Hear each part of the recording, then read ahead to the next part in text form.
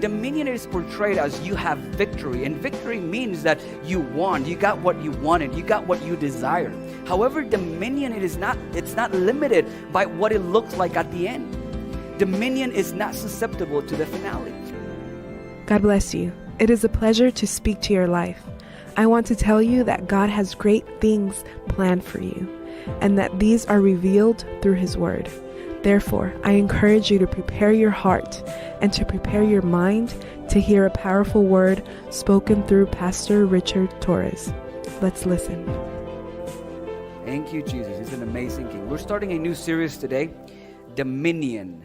Dominion. If you have your Bible, let's go to book of Genesis chapter 1, verse 26. Genesis chapter 1, verse 26. Dominion. Dominion. I love this word. Dominion. I wonder if this should be something that is displayed through our lives. And God said, let us make men in our image, after our likeness, and let them have dominion. And let them have dominion. We can pause right there. We can continue later with the rest of the verse, but we're stopping it right there. And I hope throughout this series you hear one phrase, and let them have dominion, and we can actually see what that means for us. I love the image that comes with how God introduces man into this new world. Think of it this way. This is the setting. God has created everything. Everything is being created. And now all of a sudden, it's almost like He's taking time. He's pausing. He's waiting for this moment to be so special. He wants everybody to pay attention. He knows His words are going to be recorded for many people to hear. And so you would think that how He describes what He is about to present to you would be important. The words that He chooses to describe His creation, what He's proud of. It is almost like He would say, I am so proud to present to you, this is my masterpiece. This is my wonderful creation. This is why I created everything else. So you would think that it would be meaningful to know what are those words that will describe His creation. And we see in here that He uses, a couple of phrases. Our image is one, our likeness, but I love this last one. And let them have dominion. A distinction of man, a distinction of His creation would be that it would have dominion. And the reason why I love this, because I love what it projects. However, I don't know if this is active in our lives today.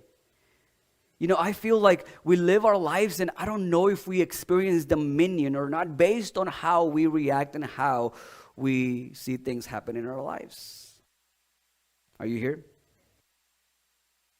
According to God, what made this man special, unique, distinct, what we were supposed to see when we see a man was that he has dominion. Dominion.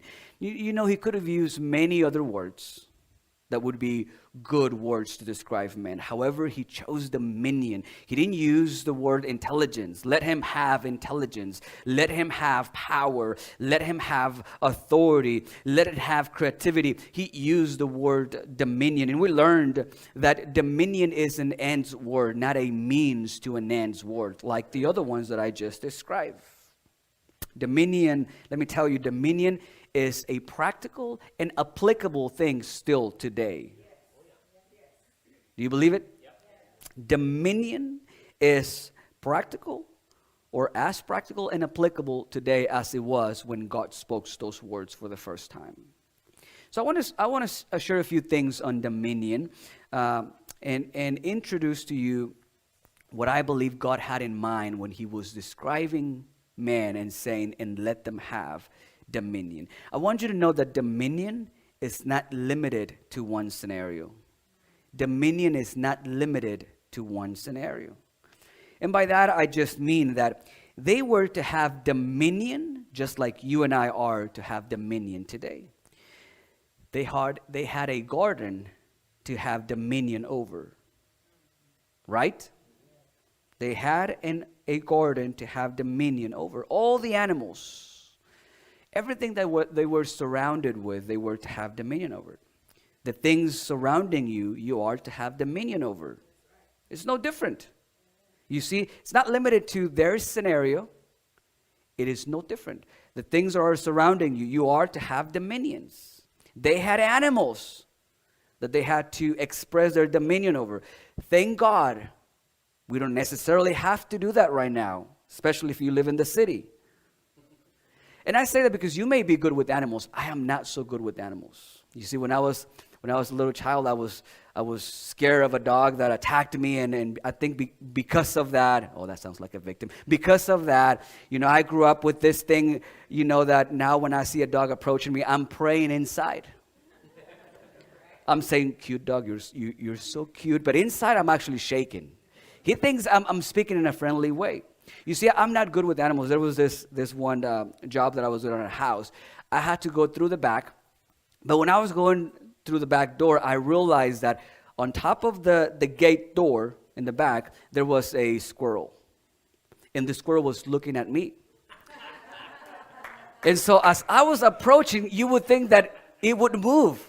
You see this big thing coming against you, you move, you go away. But she just kept looking at me. So I started looking at it, thinking that I would win. And so I just had to wait a little bit before it decided to move. I mean, I was not in a rush.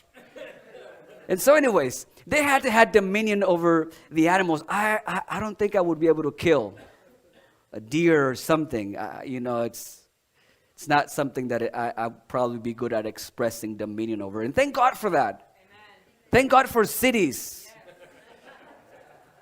where you don't have to kill before you eat. Yes. You just eat. You see, but that was what was surrounding them. For you and I, it's a little bit different, But it is what surrounds us that we have to have dominion over. They had animals and trees and all this field that God created for them. You and I will have to have dominion over relationships around, over the workforce. Have dominion over it. And God is always good at testing you at everything. I'm preaching over dominion over what's surrounding us. And I don't have to deal with animals. I have to deal with technology. And I was about to break that printer that we have back there, because it kept jamming the paper. I mean, I had to pull like 15 of them. And I was like, are you serious? Are you kidding me right now? I'm preaching on dominion and I'm about to lose it with this thing. You see, we are to have dominion over the things that we are surrounded by. Whether this is customer service. Have you ever lost it with customer service? Have dominion. Relationships, all of these things that we're surrounded by. So dominion is not limited to one scenario. It was there and it is now. We are to express dominion. Dominion transcends time. It is not just for one era. Dominion is supposed to be active today. You see, David defeated Goliath. David defeated Goliath just the same way that you would defeat an addiction. See, that's the same dominion. It is expressed through different eras, but it is the exact same dominion. It displays the same thing. Dominion transcends time. Here's another one. Dominion is not susceptible to the finale. Does that make sense? Did I say it correctly? Dominion is not susceptible to the finale. And all it means is that you think dominion can only be expressed when you achieve what you had in mind. But dominion is not susceptible to how it ends or how you are on the other side. How is it that things look like on the other side? This is what I mean. Dominion is portrayed as you have victory. And victory means that you won. You got what you wanted. You got what you desire. However, dominion, it's not limited by what it looks like at the end. Dominion is not susceptible to the finale. There were 3 Hebrew boys that were facing the king, Nebuchadnezzar. He had created a statue and he demanded that everybody would bow down and worship. They decided not to do that because it was going to violate their relationship with God. And so now they were threatened with their lives. And this is what they said. And I love this part, and I love how it displays dominion. You see, they understood that the circumstances were beyond their control. They did not have control over what was going to happen. But they had control over how they would react to the circumstances. You see, they said, listen, the God that we worship is able, and he will deliver us from you. And this next verse nobody likes. But if he doesn't, that is dominion right there. Listen, you can do anything to me. You can attack me, you can destroy my life, you can do whatever you want to, but there is one king in this heart. Nobody else will take that place. I call that dominion. It doesn't matter. Nothing that you can do will change who God is inside my heart. You see, there may be cancer knocking on your door, and you may say, hey, listen, I may not live more than 6 months. I may not live more than 2 years. It doesn't matter. God will still be God, and I will still worship him. The finale does not determine dominion. You see, you have dominion whether you have what you wanted or whether you don't have what you wanted. That is the real work of faith. Dominion, it's expressed through your life. But if he doesn't, he's still God. So God comes and expresses this few phrases to be able to describe mankind, you and me. He's talking about you and he's talking about me. Man is to have dominion. Dominion. His life should reflect dominion in everything that he does, everything that she does. But there is one thing that bothers me. This word was spoken before the fall of man. This word was spoken when the world was perfect. I wonder if since they sinned, things changed. I know that when they sinned, things changed. You know, privileges were removed. There was a curse. Remember that? They learned that they were naked. Can you imagine how crazy that is? That they were naked and they didn't know they were naked? I hope you never ignore that when you get up in the morning and go to the store. I hope God doesn't open your eyes while you're in the store. Can you imagine how crazy, how huge that must have been that they didn't realize?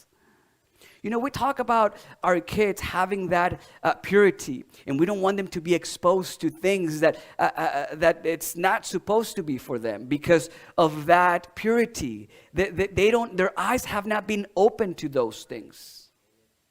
So something huge happened. But I wonder if in all of that, dominion was lost. Let me ask, was dominion lost? Don't answer that question. Let me ask you again, was dominion lost with the fall of man? And again, don't answer that question. The quality that God created us with, dominion, was that lost when we failed? Our distinction, what separated us from the rest of his creation, was that lost with the fall of man? Was dominion lost? And the reason why I asked if it was lost is because I feel like dominion is not reflected in our lives. We deal with the workforce, we deal with relationships, we deal with ministry, circumstances. All of these things can become so overwhelming that they change our path, which means that we are not having dominion over those things. You see, when you find yourself reacting in ways that you shouldn't react with people, it means that you have no dominion over your circumstances. It means that you're no longer on control of the circumstances.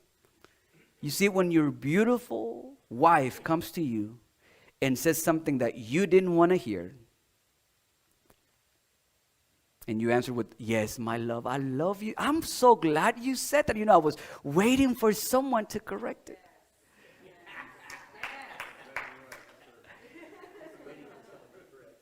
You see, the way we do relationships, it seems like we are not expressing dominion anymore. You see, if it's a sunny day outside, we're happy and excited. But if it's raining and it's cold, all of a sudden we're sad. And I don't mean that literally, or I mean in your relationship. If everything is well, you have a smile to give to people. But if they didn't treat you good at home and they didn't give you the piece of meat that you wanted, all of a sudden the clerk at the bank will have to pay for those consequences. I'm still hungry.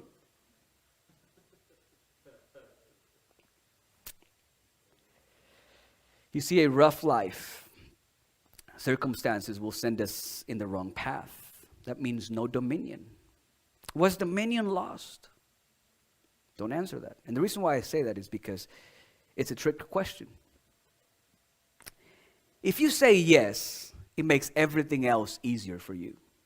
If you say, at the fall of man, dominion was lost, a trait that was given to you by God, if you say dominion was lost, it opens up a door for you of excuses. Dominion was lost because of sin. That gives you the perfect excuse to live a pitiful, to live a mediocre life, to live a crappy life. Is that better? Saying yes, meaning, yes, dominion was lost.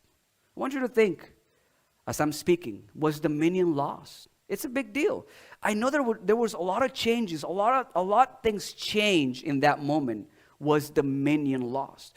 And the reason why I said is because God created us to have dominion over our surroundings.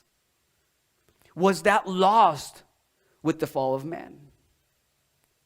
Saying yes makes everything else easy. To have dominion suggests that you have control, that you govern, that you have authority, that you have power. Sounds really cool, right? But it also sounds with a lot of work. And it sounds with a lot of responsibility.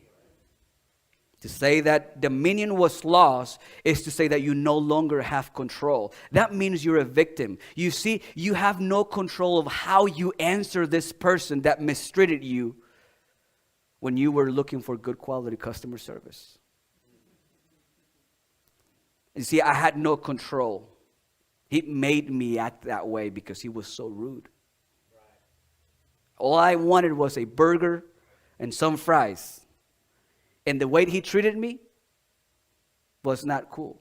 You know that at times in the past, pastor has already repented, God has transformed and changed. But I would get to a place and I would say, hey, how are you doing? From the speaker. And they would say something like, how can I help you? Oh, that would mess me up big time. So you just ignore that I said, how are you doing? And I will say it again. And if they would ignore it again, I would just drive out and leave. I will not stay there. You see, I had no control, right? Dominion was lost. I had no control. That alleviates me from the responsibility that I still have. Someone being rude to you, someone doing you wrong, it doesn't mean that you don't have control. You still have control. I know it doesn't preach. I know. And that's why we're moving on with the online preaching and all that. So our viewers online, they can receive this message. I hope God has been speaking to your life through this message. The desire of Bethesda Church and Pastor Richard is to change lives through love. And we are very grateful for the opportunity that this medium allows us to reach multitudes.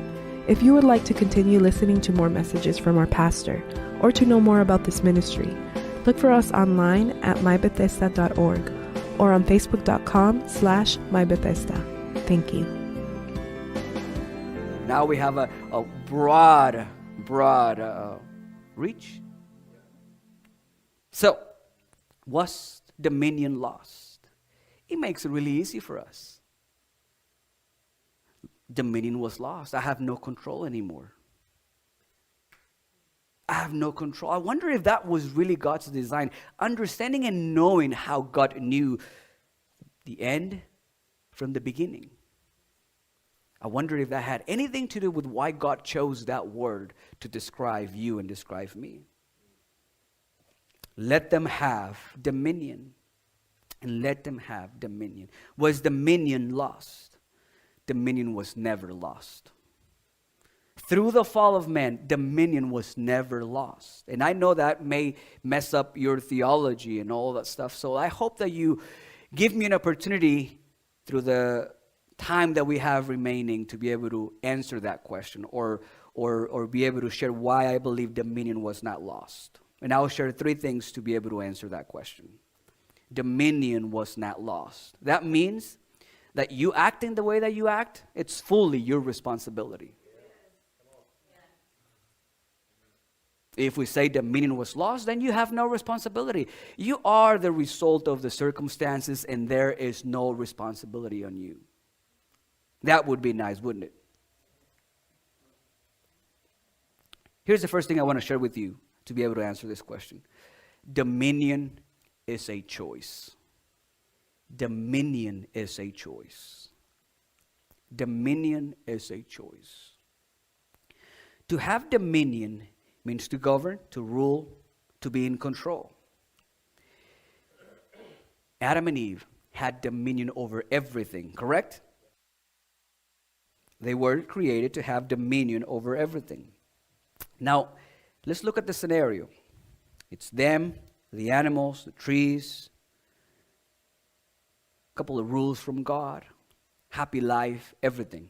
They are to have dominion over God's creation, everything around them. Now, the woman and the man were influenced by something they were to have dominion over. Okay? Follow me with this. Why is this important? They were influenced by something that they were supposed to have control over, that they were supposed to govern. We're on the same page? We think that sin removed power and removed dominion. We think that sin removed power and dominion from us, authority. I no longer have dominion. I am a victim. Dominion was not lost. And it is the same thing today. We think sin causes us to lose dominion. This is what I'm trying to say. They didn't lose dominion. They forfeited their dominion. It was their choice. It was their choice. And the reason why I say that is because dominion was lost before sin. Sin happened because they lost dominion. How in the world, something that you are supposed to have control over, something that you are supposed to have dominion, you are supposed to govern, now is going to creep all over you and get on your head and make you do something. You see, you chose to forfeit your dominion. You allowed something to influence you into doing what you were not supposed to. It sounds better when you say, well, I lost dominion. No, you chose to forfeit. They had dominion over the serpent. Just the same way that you have the dominion over that person that comes and brings gossip into your life. You have dominion over the person that comes and tells you, guess who I saw yesterday in a place that they shouldn't have been. Not that I was there, I just was driving by and I saw them there. You have dominion, but you can choose to open your ears and say, tell me about it. So that I don't go there. Not that I want to know, but tell me about it. Dominion is a choice. Dominion is a choice. Dominion from your life was not lost. Dominion may not be exercised, but it is a choice that you have still today. Dominion as a choice puts the responsibility back into your life. And that's a wonderful thing to know. Dominion is a choice. Number 2, we're going fast. Dominion is given. Dominion is given to you, is given to me. Dominion is a choice. Dominion is given. And let them have dominion. I love that image. If you can see the setting, God is proud, He's excited. He created something wonderful. He created this field, this territory. And now, He's bringing the men so they can have dominion over whose field and territory? God's.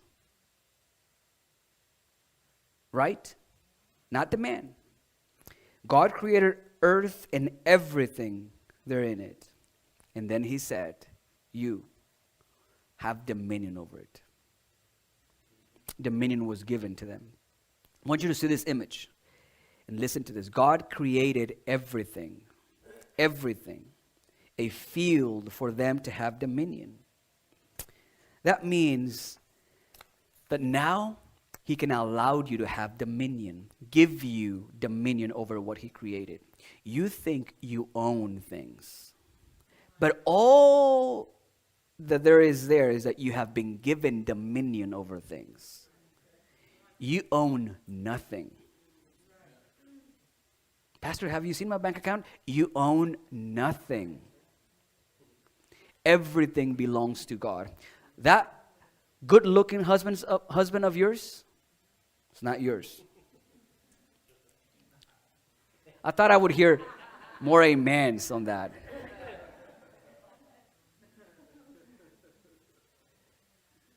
He's not yours. He's not yours. Your wife is not yours. Your kids, they're not yours.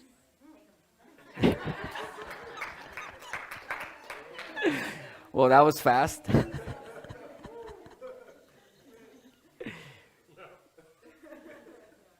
Your career, your jobs, your ministry, nothing is yours. Nothing is yours. Everything is God's. And this is why you have to understand this. Dominion is given to you. Because this territory, the things around you, your surroundings, everything has been given. God created that garden and placed man in there to have dominion over His creation. Dominion is given to you for you to have dominion over the things around you. So now, when we talk about this, it's inevitable to say that you need to have something to have dominion over. Territory. Whether this is a calling from God, whether this is ministry, whether this is a career, whether this is dreams, whatever this is, you are to have a territory which upon now you can express dominion over it. Now, just like everything that God does for us, when He gives us something, I don't want to say it like this, but that's what it sounds like. He gives it to us halfway. It sounds bad. It doesn't sound like God, right? I mean, who would follow a God that gives you something halfway? Hey, I'm going to give you financial blessings. Halfway, though.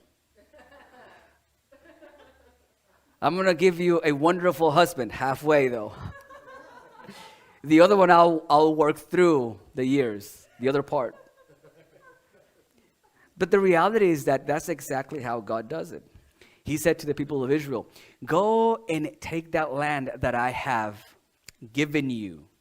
You see, He's already giving us the promised land. However, you do realize that the giants are still there and you have to kick them out. So God giving you dominion is the exact same way. That's why it's a choice. And you get to say yes or no. Dominion, just like the word expresses, or just like you can implicitly feel out of the word or sense out of the word, it requires for you to take it by force.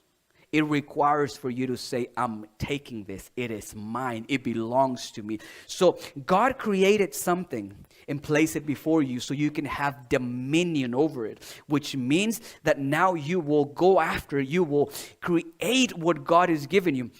See, I was thinking of this illustration to try to, send you in the right direction. Since dominion has that sense of you taking it by force, you getting it done, you knowing that it doesn't come easy, though it is given to you, and you have dominion. It's almost like this.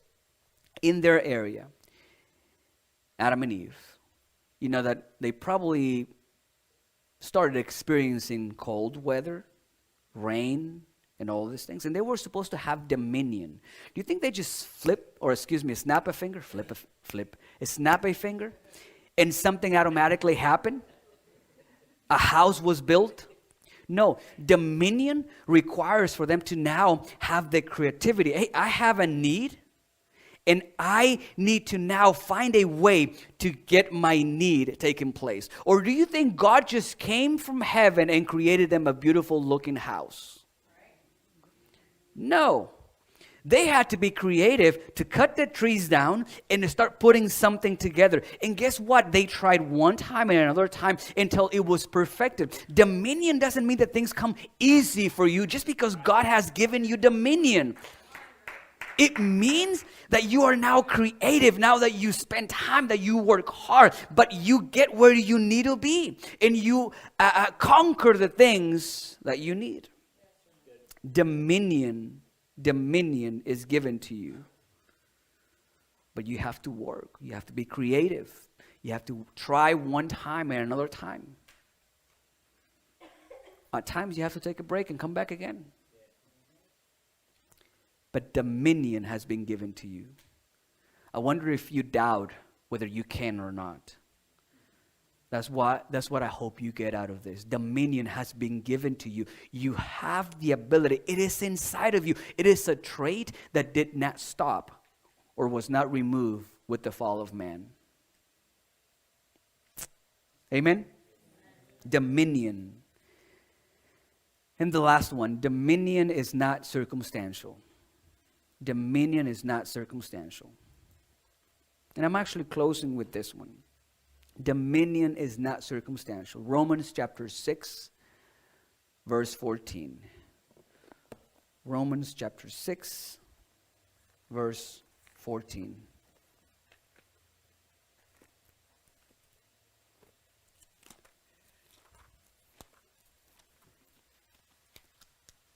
For sin shall not have what? Dominion over you. For you are not under the law, but under grace. Dominion is not circumstantial. And by that I mean, I think this is our biggest struggle that we have and why dominion is not expressed through our lives. Because we measure in the wrong way. You see, the reason why we consider what happened to Adam and Eve a handicap for us to express dominion is because of how we measure things. We think that God treats us the same way that we treat others. We think that God is looking at us based on our performance. You know what? Today you are worthy of being here. But tomorrow, I'm not sure. You know what? Your behavior this couple of weeks leaves me with a lot of concern. And I'm not saying that thought is wrong in the sense of you calling someone and say, are you okay? Is everything okay in your life? Can I pray for you? No, I'm talking about in whether you now give them or don't give them what you have that they need. Dominion is not circumstantial. Are you a son of God? Then dominion is inside of you. And that does not change based on your performance.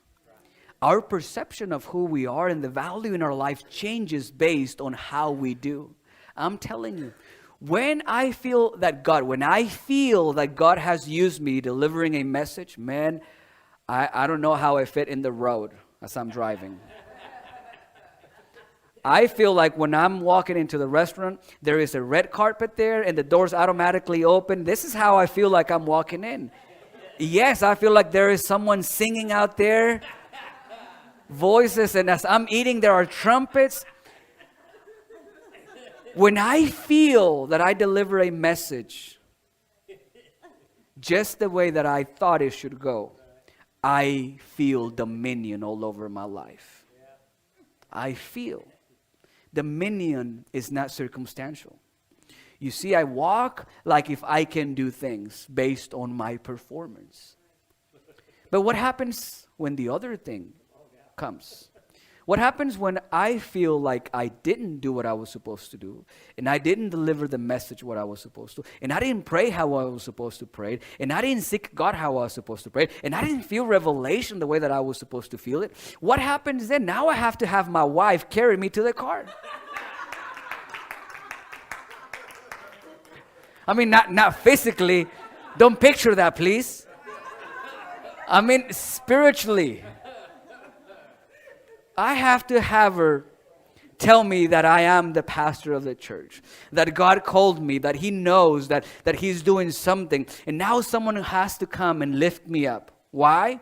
Because I think dominion is circumstantial. I think dominion only takes place when I feel right and when I'm doing good. Dominion is for the sons and daughters of the Most High God. And it is not a trait that you put on or remove. It is always there. You were created to have dominion over everything. Everything. So it doesn't matter how you feel. It doesn't matter what circumstances around feel like. It doesn't matter. You are to have dominion over your surroundings, everything. So that means that if you're sitting down and you had a terrible day, dominion is inside of you. All you have to do is lift your hands and start saying, Jesus, you are amazing. You are wonderful. You are powerful. You see, my life and my circumstances may not be perfect, but you are still King. You are still a powerful God. Dominion is not circumstantial. How many of you guys can pray for someone right after you realized you messed up? I remember years ago I had to learn this the hard way. I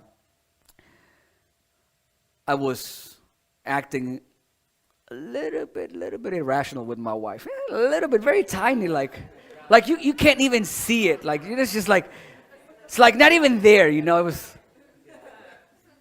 And so I knew I was wrong, and there was something happening. I forgot what it was that I had to pray. Well, I couldn't pray. I mean, I felt like my words wouldn't even go up this way. It was just drop and drop. Apparently, I had no dominion. You see, God doesn't treat us like that. When He spoke to Adam and said, have dominion over everything. You think He didn't know he was going to fail? He knew. That's why He spoke to have dominion. You see, dominion, it's not a word that should fit in a perfect environment. Dominion is a word to fit in an imperfect environment. You don't need dominion in a perfect world where God spoke it to Adam. You need dominion where things need to be taken by force, where things may not feel like, and you still stand up and get up and do what you were supposed to do. That's when dominion was spoken to them, when everything apparently was perfect, because He knew what was coming. So you and I are to express dominion in our life. As Christians, I am tired. I'm tired that as Christians we walk with our heads down, feel like defeated all the time. Listen, there is greatness inside of you. There is dominion. Stand up. Stand up and experience the power of God in your life. It is already inside of you. It is a choice. It is a choice. It is not something that you gained. You were placed in there to have dominion. I'm standing in a place that I didn't earn. I didn't deserve.